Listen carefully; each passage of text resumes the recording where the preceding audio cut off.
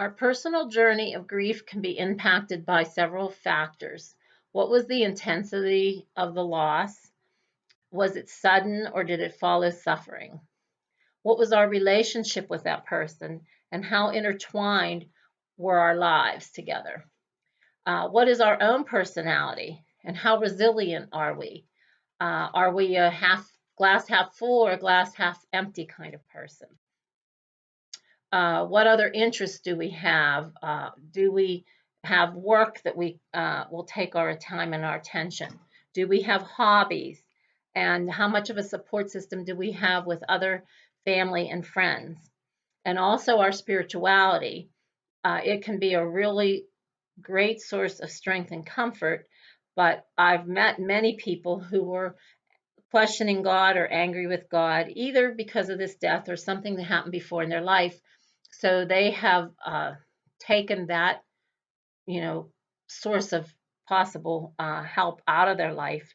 And, that is their choice. I just found that it really leaves them with something that could provide a lot of support and they're missing it. So they have to find their support somewhere else. As I worked with many bereaved persons, what I came to see and believe is that the grief journey really has two main parts. So the first one is the actual dealing with the pain of the loss and finding a way to get through each day until our heart heals a little. People would say, I'm taking it a day at a time. And often they would then say, really, I'm taking it an hour at a time. It can be a lot of just going through the routine motions and not really feeling part of anything for a while.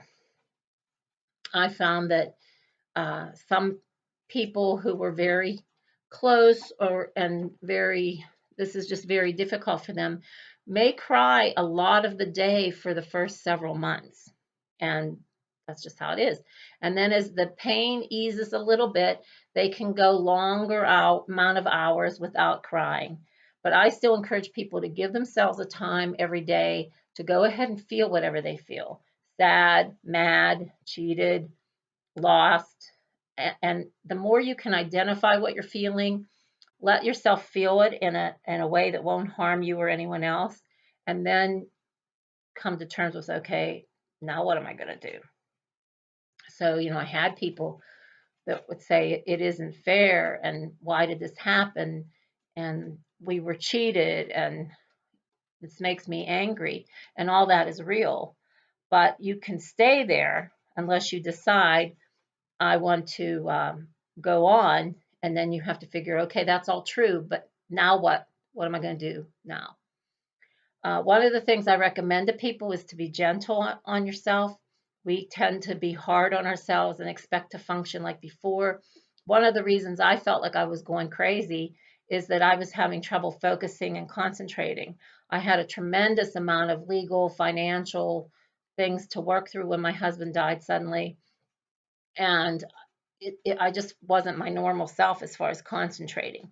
I found that, is pretty common. So we need to, be a little gentler on our self expectations and cut ourselves some slack. Um, Losing our loved one leaves a large, painful hole in our heart and our soul. And if you've ever had a physical surgery or injury, you can relate that this is all a similar process, slow and painful for healing. Often takes longer than we would prefer. It hurts while we're healing. It can't be rushed. There may be setbacks, and at the end, there is a scar, but we can go forward. We're just not the same as we were before.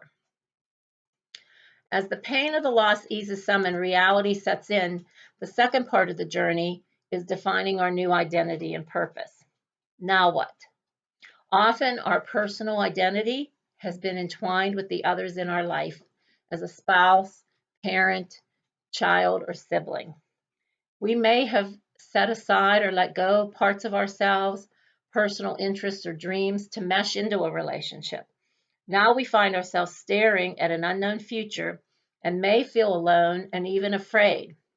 The loss of someone very dear to you is like a puzzle being thrown up in the air, and now you have to put the pieces of your life back together again, and the picture may look a little different.